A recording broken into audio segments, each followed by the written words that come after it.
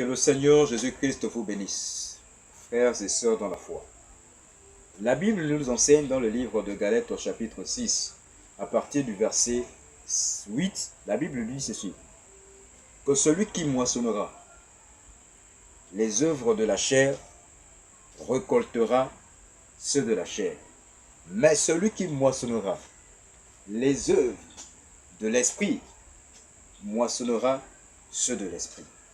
Qu'est-ce que l'apôtre Paul veut nous enseigner par rapport à la moisson, par rapport au travail pour tous?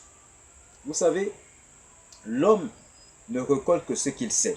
Si tu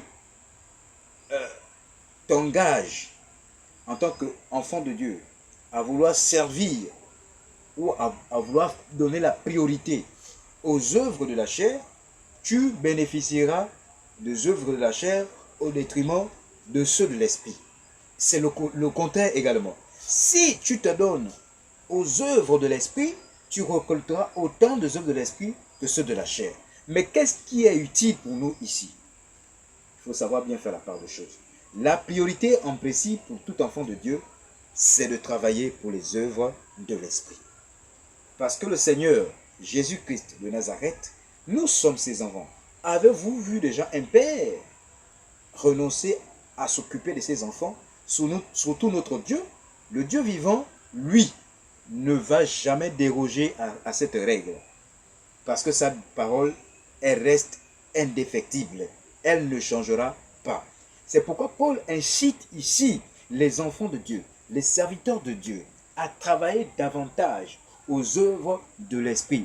Parce que c'est ce qui est utile pour notre avenir meilleur. L'avenir meilleur dont on parle, ce n'est pas cet avenir terrestre, mais c'est l'avenir spirituel. Parce que nous espérons, nous avons la foi et nous croyons que nous avons un royaume qui est céleste. Et c'est pourquoi l'homme doit s'attacher premièrement à ce de choses spirituelles.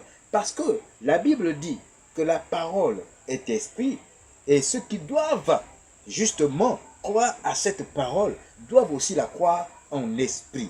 Que le Seigneur Jésus-Christ vous bénisse et que la grâce de notre Seigneur et notre Dieu Tout-Puissant, le Roi des Rois, le Tout-Puissant, soit sur vous. Shalom à tous.